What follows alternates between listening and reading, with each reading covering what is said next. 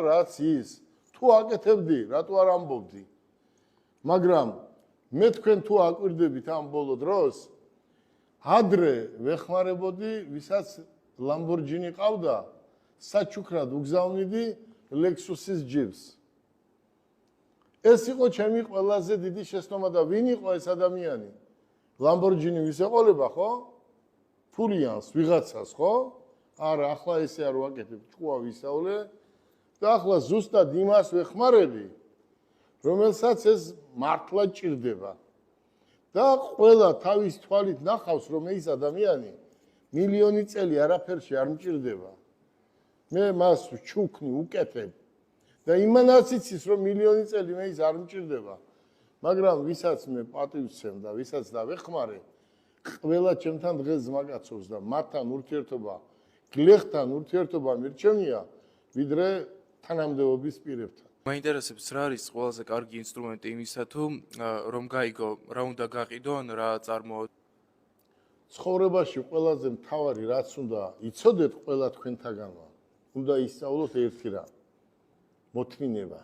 7 წამი უნდა მოითმინო. 7 წამის მერე ქართველებს ჩვენ რაც გვაქვს, შენ როგორ გაბედე, 7 წამის შემდეგ გადაგვივლის და მერე გიჩნდება სურვილი, რატომ შეგაგინა და ვინ შეუკვეთა. ეს ჯობია გაიგო ვინ შეუკვეთა, ვიდრე შენ თოფი ესროლო და მოგაშორეს, ხო?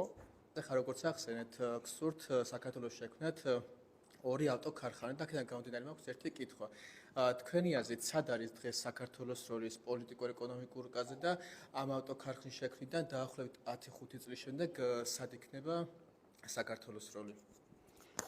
მე რო პირველი პირი ვიყო, პირველი რასაც გავაკეთებდი ავტოქარხანას. დაჩქარებული წესით ისე რომ სახელმწიფოს $1 არ დავახარჯიებდი. და ახლა მეტყვით რომ მუშახელი თქვენ ხო ხედავთ პაკისტანელები უფროა დღეს ვიდრე ქართველები, ხო? ზუსტად ეს არის ჩვენი უბედურება, ჩვენ პოლიტიკაში არ ვერკვევი მე, არც ვერევი, არც ვსაუბრობ. მე ვამბობ იმას, რასაც თქვენ ყოველ წუთს ხედავთ. ჯერ იმ ადამიანებს ყველა ჩამოვიყვანდი იმ მეთოდით, რასაც მე გეუბნებით და მიმხედავდი სოფელს. და იმ მასაც არ გეტყვით ახლა, ჯერ ვერ გეტყვით, სად გავაკეთებდი. ხო გითხარით, სად გავაკეთებ? მუშახელი თავისით ჩამოვიდოდა და როცა ორი ავტოქარხანა გაქვს საერთაშორისო საქართველოში, ეს უკვე არის ქვეყნის მშვიდობის გარანტი. და ახლა მეტყვით, რომ სად გაყიდი ამდენ მანქანას საქართველოში? საქართველოში გავყიდი 100 და